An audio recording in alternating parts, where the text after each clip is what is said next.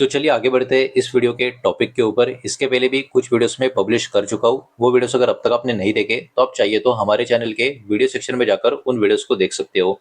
तो यहाँ पर हम बात करने वाले ओला इलेक्ट्रिक मोबिलिटी लिमिटेड इस कंपनी के शेयर के बारे में।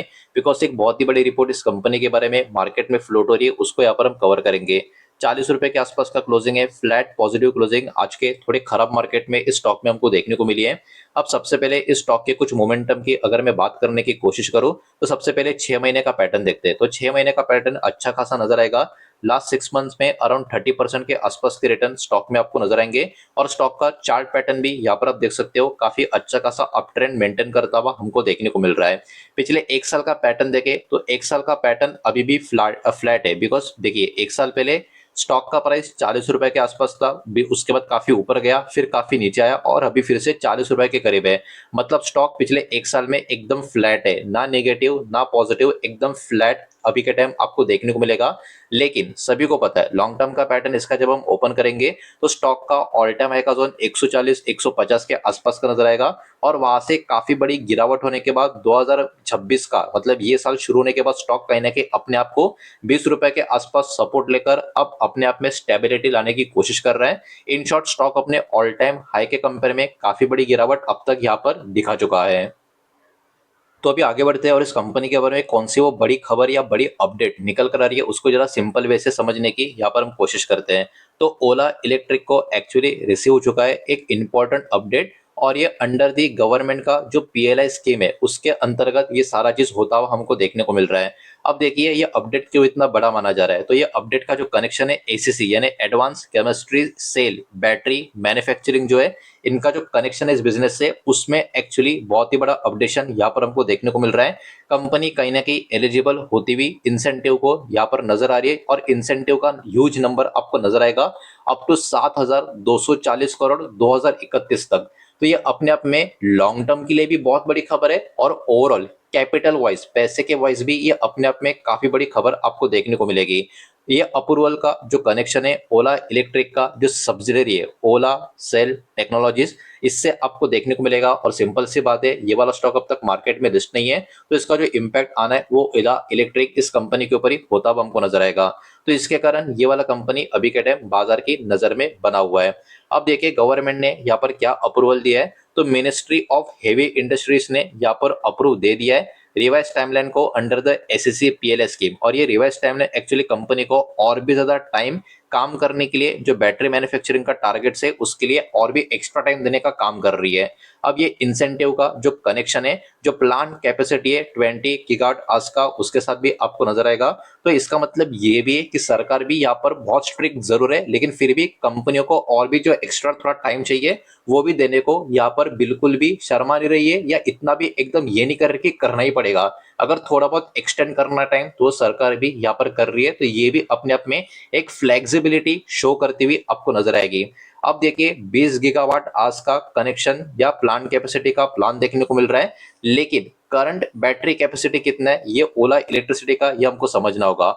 ओला इलेक्ट्रिक का जो करंटली ओवरऑल जो एक आप कह सकते हो मैन्युफैक्चरिंग कैपेसिटी है 2.5 गीगावाट आज के करीब का इंस्टॉल सेल मैन्युफैक्चरिंग कैपेसिटी आपको देखने को मिलेगा। कंपनी ने ये पर्टिकुलर बयान दिया था कि इनका प्लान है इंक्रीज करने का इस कैपेसिटी को 6 गीगावाट आज के करीब करंट क्वार्टर खत्म होने से पहले। तो ये अपने आप में काफी बड़ी बात इस कंपनी से कनेक्शन में आपको देखने को मिलेगी।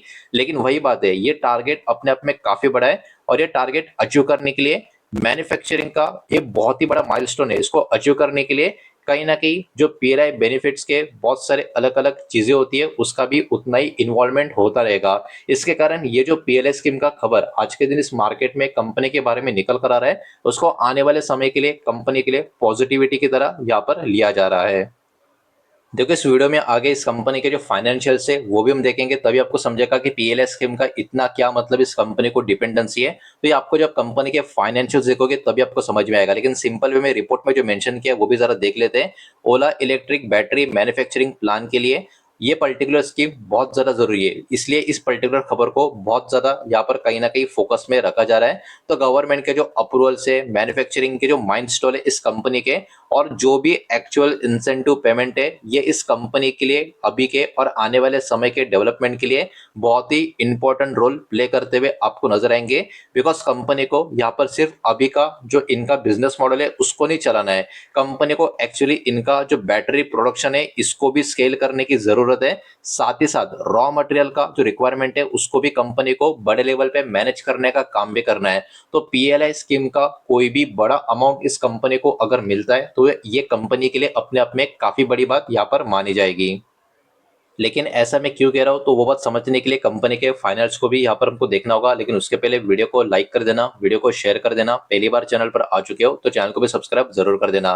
देखिए कंपनी का जो मार्केट कैप है वो 18,400 करोड़ के आसपास का नजर आएगा। है तो अभी भी ये एक स्मॉल कैप कंपनी, ये बात हमको यहाँ पर समझ में आ रही है।